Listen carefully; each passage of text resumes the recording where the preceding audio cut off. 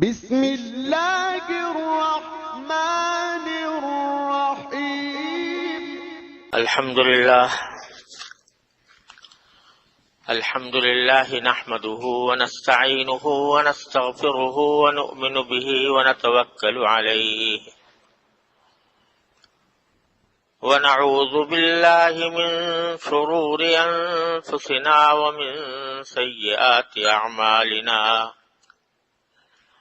من يهده الله فلا مضل له ومن يضلله فلا هادي له وأشهد أن لا إله إلا الله وحده لا شريك له وأشهد أن سيدنا وسندنا ونبينا ومولانا محمدا عبده ورسوله صلى الله تعالى عليه وعلى آله وأصحابه وبارك وسلم تسليما كثيرا أما بعد فأعوذ بالله من الشيطان الرجيم بسم الله الرحمن الرحيم إنا أعطيناك الكوثر فصل لربك وانحر إن شانئك هو الأبتر آمنت بالله صدق الله مولانا العظيم وصدق رسوله النبي الكريم ونحن على ذلك من الشاهدين والشاكرين والحمد لله رب العالمین۔ بزرگان محترم اور برادران عزیز،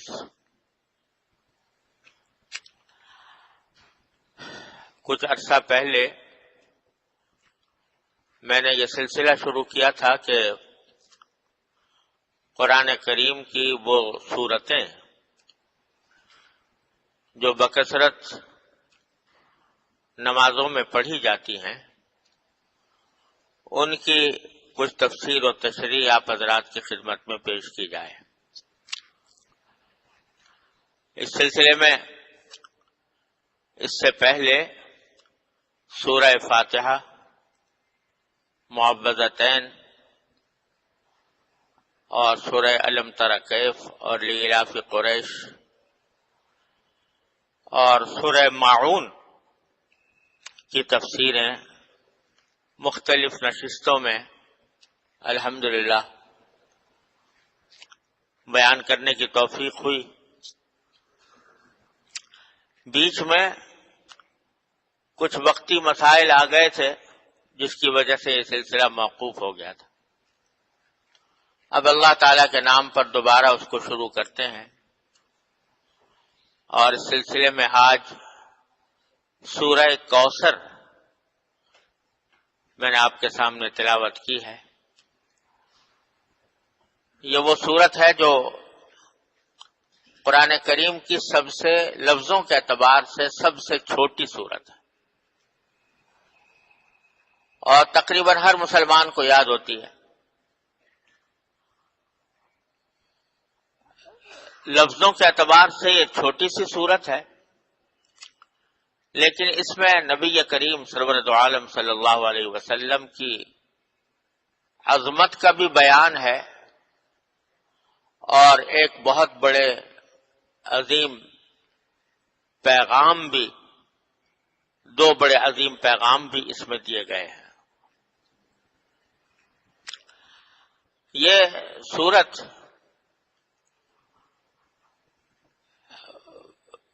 ایک واقعے کے پس منظر میں نازل ہوئی، جس کا شان نزول یہ ہے کہ جب نبی کریم سرور دو عالم صلی اللہ علیہ وسلم کا نکاح حضرت خدیجہ الکبریٰ رضی اللہ تعالی عنہا سے ہوا تو ان سے آپ کی 4 صاحبزادیاں پیدا ہوئی، اور ایک صاحبزادے جن کا نام قاسم آپ نے رکھا تھا وہ پیدا ہوئے، لیکن اللہ تعالیٰ کو یہ منظور تھا کہ حضور اقدس سرور دو عالم صلی اللہ علیہ وسلم کی لڑکیاں، آپ کی صاحبزادیاں، وہ تو الحمدللہ زندہ رہیں اور انہوں نے طویل عمر پائی، لیکن صاحبزادے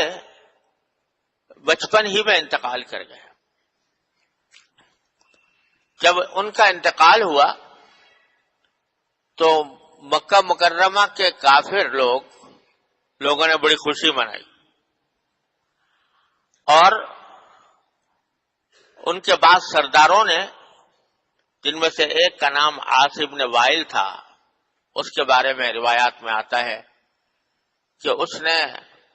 کسی محفل میں یہ بات کہی کہ دیکھو حضور اقدس صلی اللہ علیہ وسلم کی کوئی نرینہ اولاد نہیں ہے،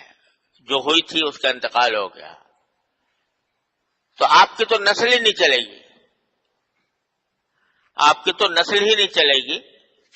اور کوئی جب بیٹا نہیں ہے تو آپ کے بعد کوئی آپ کی کا نام لینے والا بھی علیہ باللہ باقی نہیں رہے گا، اور آپ کے بعد آپ کی تحریک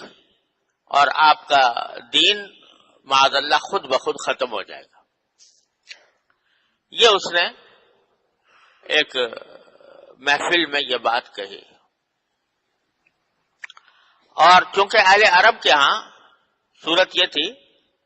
کہ کسی شخص کے بیٹا ہو تو بڑی خوش نصیبی سمجھتے تھے اور کہتے تھے اس کی نسل اس سے چلے گی، بیٹی ہو تو بیٹی کو برا سمجھتے تھے، عار سمجھتے تھے، اور سمجھتے تھے کہ یہ قرآن کریم میں ہے کہ اگر کسی کے یہاں بیٹی پیدا ہو جاتی تھی تو وہ لوگوں سے منہ چھپاتا پھرتا تھا اور یہ کہتا تھا کہ میں کیا کروں کہ میرے ہاں بیٹی پیدا ہو گئی ہے، اسی واسطے بیٹیوں کو زندہ دفن کر دیا کرتے تھے بعض قبیلے۔ تو اس واسطے نبی کریم صلی اللہ علیہ وسلم کے چونکہ بیٹیاں تھیں اور بیٹا کوئی نہیں تھا، تو انہوں نے اس بات کے اوپر بڑی خوشیاں بھی منائیں، حضور اقدس صلی اللہ علیہ وسلم کی شان میں گستاخیاں بھی کیں، اور یہ پیشن گوئیاں بھی کی کہ آپ کے بعد آپ کا دین چلنے والا نہیں ہے۔ اس کے جواب میں یہ صورت نازل ہوئی ہے جو 3 آیتوں پر مشتمل ہے، اور ایک حدیث میں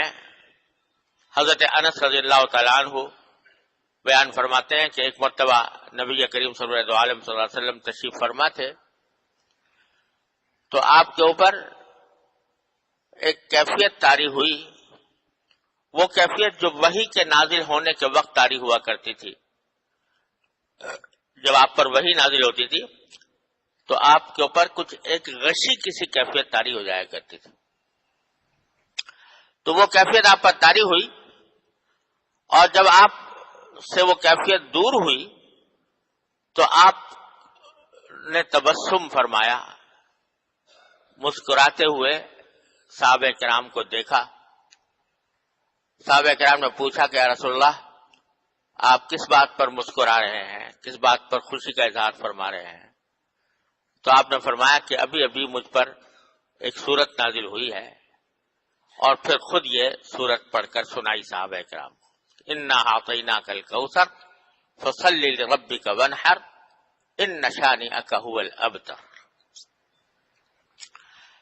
فرمایا کہ انا اعطیناک الکوثر، اے نبی صلی اللہ علیہ وسلم یقین جانو کہ ہم نے تمہیں کوثر عطا فرمائی ہے۔ فصل لربک وانحر، لہذا تم اپنے پروردگار کے لیے نماز پڑھتے رہو اور قربانی کرتے رہو۔ ان شانئک هو الابتر، یقین جانو کہ تمہارا دشمن ہی ابتر ہے، یعنی وہ ایسا ہے کہ اس کی نسل نہیں چلے گی، اس کا ذکر نہیں چلے گا۔ وہ جو کہہ رہا ہے کہ حضور اقدس صلی اللہ علیہ وسلم کی نسل نہیں چلے گی، تو حقیقت میں وہ دشمن ایسا ہے کہ اس کی نسل نہیں چلے گی۔ آپ کو تو ہم نے کوثر عطا فرمائی. اسی لیے اس سورت کا نام سورت الکوثر ہے. کوثر کے معنی کیا ہے؟ کوثر کے لفظی معنی عربی زبان میں ہے بہت بھلائی، خیر کثیر، بہت بھلائی. آپ کو ہم نے بہت بھلائیاں عطا فرمائی. لفظی معنی یہ ہوا ہے. اور خود اس حدیث میں جو میں نے ابھی آپ کے سامنے عرض کی کہ حضور اقدس صلی اللہ علیہ وسلم پر جب سورت نازل ہوئی تو آپ نے تبسم فرمایا تو صحابہ کرام نے پوچھا کہ رسول اللہ کوثر کیا، بلکہ آپ نے خود پوچھا صحابہ کرام سے، اتدرون مل کوثر، جانتے ہو کوثر کیا چیز ہے؟ پھر خود ہی اس کی تشریح فرمائی کہ کوثر جو ہے وہ ایک نہر ہے جنت میں، اور اسی نہر سے ایک حوض نکلی ہے جس کا نام کوثر ہے، اور اس کے اوپر اتنے برتن پیالے ہوں گے پینے کے لیے جتنے آسمان کے ستارے، عدد نجوم السماء، جتنے آسمان کے ستارے ہیں اتنے اس کے اوپر برتن رکھے ہوں گے پانی پینے کے لیے. اور دوسری احادیث میں رسول کریم صلی اللہ علیہ وسلم نے اس کے بارے میں یہ بھی فرمایا ہے کہ اس کا پانی اتنا شفاف اور اتنا میٹھا ہوگا کہ دنیا میں آج تک کسی نے ایسا پانی نہیں پیا، اور وہ اتنی خوبصورت حوض ہوگا کہ دنیا نے آج تک اس کی کوئی نظیر نہیں دیکھی. وہ اس سے مسلمانوں کو رسول کریم سرور عالم صلی اللہ علیہ وسلم پانی پلائیں گے، نہر کوثر، حوض کوثر. یہاں یہ سمجھ لیں کہ نہر تو ہے جنت میں، نہر کوثر، اور یہ حوض کوثر جو ہے یہ میدان حشر میں ہوگی. جب لوگ زندہ کیے جائیں گے اور سب کو میدان حشر میں جمع کیا جائے گا تو آپ سب لوگ جانتے ہوں گے کہ اس وقت افراتفری کا عالم ہوگا، نفسی نفسی کا عالم ہوگا، گرمی شدید ہوگی، بے انتہا لوگ گرمی کی وجہ سے پریشان ہوں گے، پسینے میں شرابور ہو رہے ہوں گے. اس حالت میں یہ حوض میدان حشر کے اندر نبی کریم سرور عالم صلی اللہ علیہ وسلم کو عطا فرمائی جائے گی، اور یہ حوض ایسی ہوگی کہ اس کے اوپر جنت سے 2 پرنالے گر رہے ہوں گے. جنت کی جو نہر کوثر ہے اس سے 2 پرنالے گر رہے ہوں گے جو اس حوض کو بھر رہے ہوں گے، اور نبی کریم سرور عالم صلی اللہ علیہ وسلم اس میں لوگوں کو، اپنی امت کے لوگوں کو وہاں سے پانی پلا رہے ہوں گے. فرمایا کہ انا اعطیناک الکوثر، یقین جانو ہم نے تو تمہیں کوثر عطا کی ہے. کیا مانا کہ کہنے والے بدبخت یہ کہہ رہے ہیں کہ آپ کے بعد آپ کا نام لینے والا کوئی نہیں رہے گا اور آپ کی نسل نہیں چلے گی. ارے آپ کی نسل تو اس طرح چلے گی اور آپ کے نام لیوا اس طرح دنیا میں زندہ رہیں گے کہ جب حوض کوثر پر آپ کھڑے ہوں گے تو ریلے کے ریلے آپ کے متبعین کے وہ آ رہے ہوں گے آپ سے پانی پینے کے لیے، اور آپ ان کو پانی پلا رہے ہوں گے، حوض کوثر سے پانی پلا رہے ہوں گے. انا اعطیناک الکوثر. اسی حدیث میں رسول کریم صلی اللہ علیہ وسلم یہ بھی ارشاد فرمایا کہ میری امت کے جو لوگ ہیں وہ اس سخت گرمی کے عالم میں حوض کوثر پر آئیں گے اور پانی پئیں گے، اور جو شخص ایک مرتبہ پانی پی لے گا تو اس کے بعد اس کو وہ شدید پیاس کی تکلیف کبھی نہیں ہوگی. وہ ایسا پانی ہوگا. لیکن فرمایا کہ کچھ لوگ اس پانی کی طرف اور حوض کوثر کی طرف آ رہے ہوں گے تو میں دیکھوں گا کہ فرشتے ان کو پیچھے ہٹا رہے ہیں کہ پیچھے ہٹ جاؤ، یا نہیں آؤ. حالانکہ دیکھنے میں وہ میری امت کے لوگ ہوں گے. تو میں ان سے فرشتوں سے کہوں گا کہ یہ تو میری امت کے لوگ ہیں، پھر ان کو آپ کیوں حوض کوثر سے ہٹا رہے ہیں؟ تو اس کے جواب میں فرشتے کہیں گے کہ انک لا تدری ما احدثوا بعدک، آپ کو پتہ نہیں ہے کہ آپ کے دنیا سے چلے جانے کے بعد انہوں نے کیا کیا کام کیے تھے، انہوں نے کیا کیا کام کیے تھے۔ انہوں نے گویا کفر اختیار کر لیا تھا یا نفاق میں مبتلا ہو گئے تھے، لہذا اگرچہ یہ آپ کی امت کے افراد تو ہیں، لیکن چونکہ یہ آپ کے بعد مرتد ہو گئے، کافر ہو گئے یا منافق رہے، اس واسطے ان کو اس حوض کوثر پر آنے سے روکا جا رہا ہے۔ اللہ تعالیٰ ہر مسلمان کو اس سے محفوظ رکھے، اللہ تعالیٰ ہر مسلمان کو وہاں پر حاضری کی توفیق عطا فرمائے۔ لفظ تو یہ ہے کہ تم نہیں جانتے، کہ آپ نہیں جانتے کہ انہوں نے آپ کے بعد کیا راستہ اختیار کیا تھا۔ یہ ڈرنے کا مقام بھی ہے۔ اللہ تبارک و تعالی ہم سب کو اس انجام سے محفوظ رکھے، اس کفر سے، اس شرک سے، نفاق سے، ایسی باتوں سے جو نبی کریم صلی اللہ علیہ وسلم کی حوض کوثر پر جانے سے رکاوٹ بن جائیں۔ بہرحال آیت کریمہ نے فرمایا انا اعطیناک الکوثر، ہم نے آپ کو یہ کوثر عطا کی ہے، اور یہ کوثر خود اس بات کی دلیل ہے کہ آپ کا نام قیامت ہی نہیں، قیامت کے بعد حشر و نشر میں اور پھر ہمیشہ ہمیشہ کے لیے آپ کا نام نامی برقرار رہے گا۔ کہنے والے ہزار کہا کریں کہ آپ کے بعد آپ کا نام لیوا کوئی نہیں ہوگا، لیکن ہم بتا رہے ہیں کہ ہوگا۔ انا اعطیناک الکوثر، پھر فرمایا فصلی لربک وانحر، دوسری آیت، کہ چونکہ ہم نے آپ کو یہ نہر کوثر دی ہے، اور نہر کوثر کا لفظ تو کے معنی تو خاص نہر کے ہیں، لیکن جیسے میں نے عرض کیا کہ کوثر کے لفظی معنی بہت بھلائیاں، بے شمار بھلائیاں عطا کی ہیں، ایسی بھلائیاں کہ قیامت تک آنے والے آپ کی تعریف و توصیف اور آپ کے فضائل و کمالات کا تذکرہ کرتے ہی رہیں گے۔ فصلی لربک وانحر، لہذا اللہ تعالیٰ کی اس نعمت کے شکر کے طور پر آپ اپنے پروردگار کے لیے نماز پڑھیے، وانحر اور قربانی کیجیے، کیونکہ اللہ تبارک و تعالیٰ نے اتنی بڑی نعمت آپ کو عطا فرمائی ہے کہ نہر کوثر بھی دی اور خیر کثیر بھی دی، بے شمار بھلائیاں آپ کو عطا فرمائی، تو اس کے شکریہ کے طور پر اللہ تبارک و تعالیٰ کا شکر ادا کرنے کے لیے آپ نمازیں پڑھیے اپنے پروردگار کے لیے اور قربانی کیجیے۔ مقصد یہ ہے کہ اپنے آپ کو اللہ تعالیٰ کی عبادت میں مصروف کر لیجیے، دشمنوں کے کہنوں کی پرواہ نہ کیجیے، دشمن جو زبان درازیاں کر رہے ہیں اس کی طرف دھیان نہ دیجیے،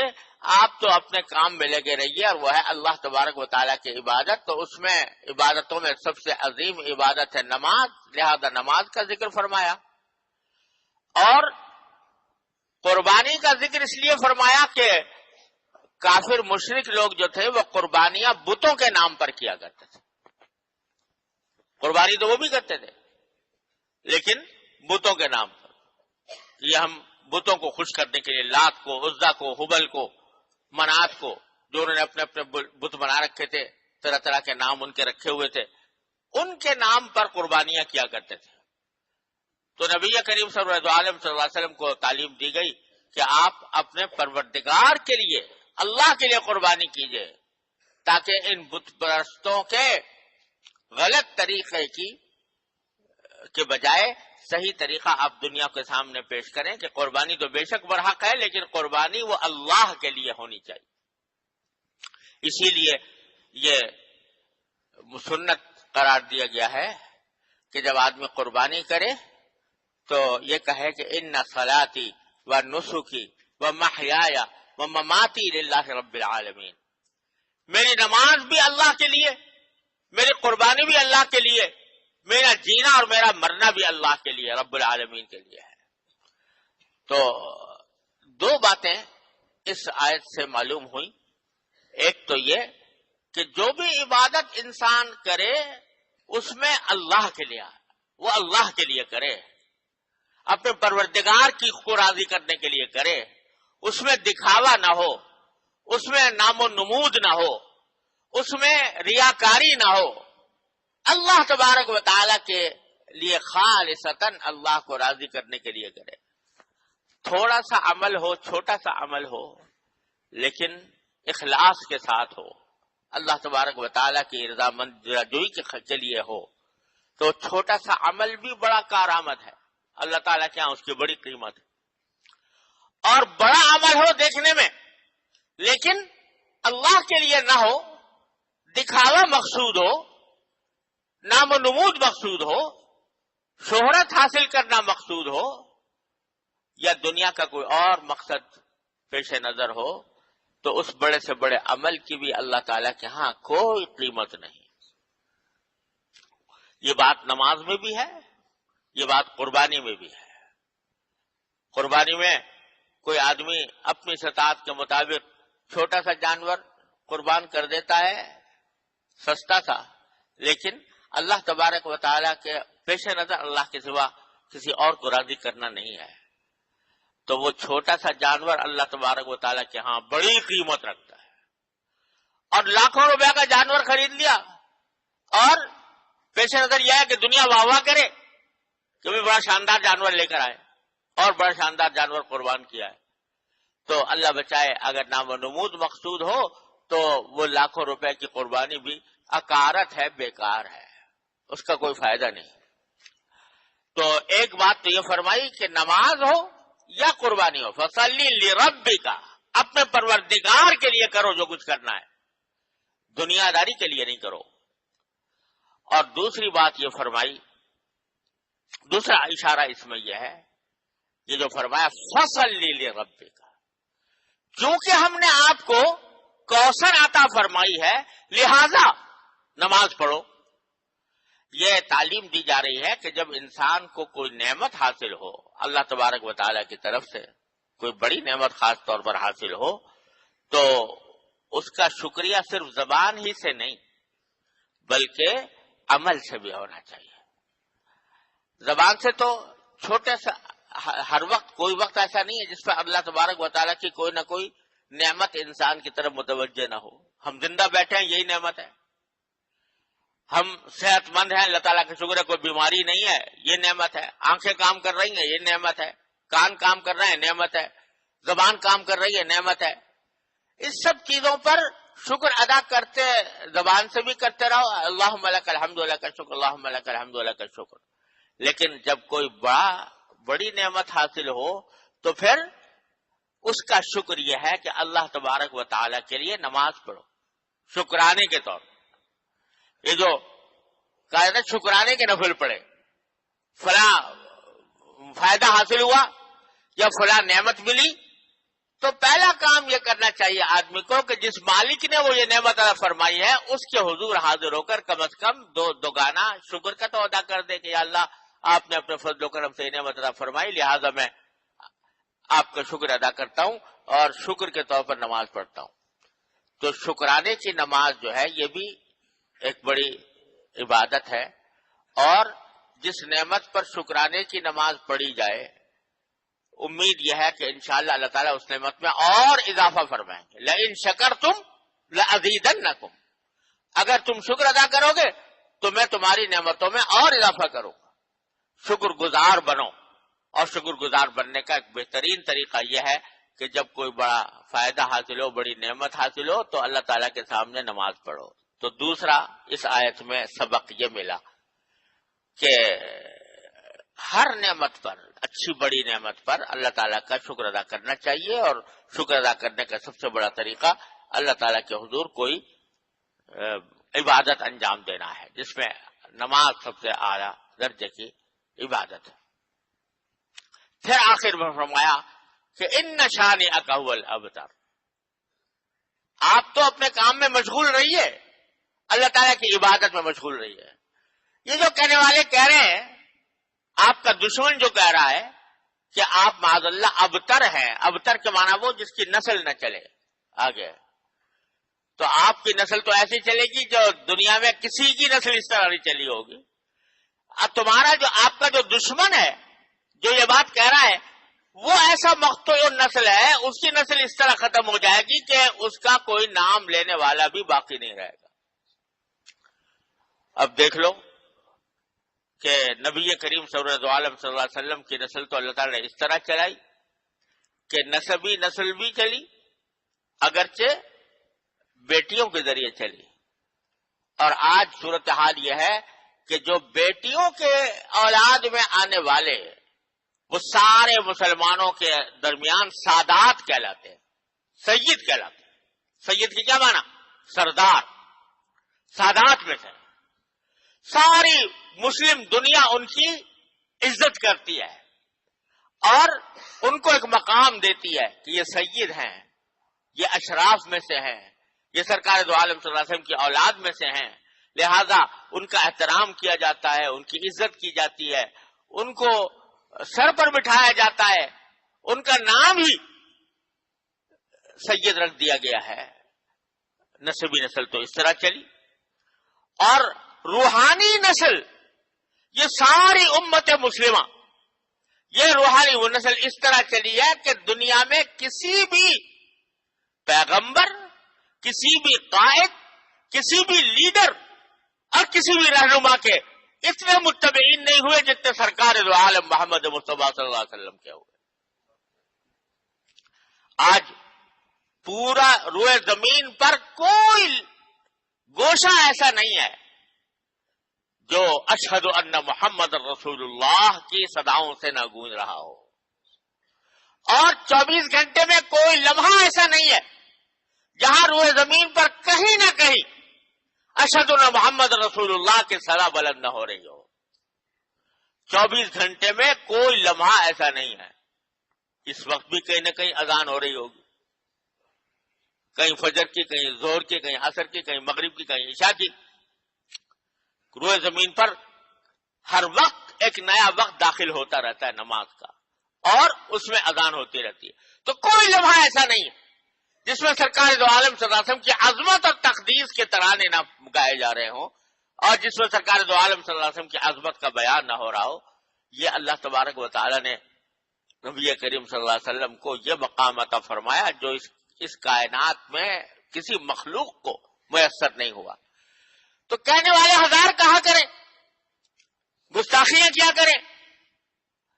معاذ اللہ اپنی زبانیں خراب کیا کریں، اپنی عاقبت خراب کیا کریں، لیکن اللہ تبارک و تعالی نے آپ کو وہ مقام بخشا ہے کہ رہتی دنیا تک، بلکہ دنیا کے بعد بھی آپ کا تذکرہ، آپ کی تعریفیں، آپ کا کہ عظمت و تقدیس کا بیان جاری رہے گا۔ ان نشانی حق، اور یہ جو ہے ان کا کوئی نام لیوا بھی نہیں ہو۔ آج اتنے سارے لوگ بیٹھے، جس شخص نے یہ بات کہی تھی اس کا نام عاص ابن وائل تھا، لیکن اتنے لوگوں میں کتنے لوگ جانتے ہوں کہ عاص ابن وائل کون تھا؟ عاص ابن وائل کا نام جاننے والے بھی موجود نہیں، اور نام اگر رہا بھی ان کا تو برائی کے ساتھ رہا، اور خود رسول کریم صلی اللہ علیہ وسلم کی احادیث میں نام آیا تو باقی رہ گیا، ورنہ نہ کوئی جاننے والا ہے اس کی اولاد کون تھی، نہ اس کے جاننے والا کہ اس کے نسل کس طرح چلی، اور نہ اس کو کوئی اچھائی کے ساتھ یاد کرنے والا آج دنیا میں موجود ہے۔ اللہ تبارک و تعالی نے یہ دکھا دیا آنکھوں سے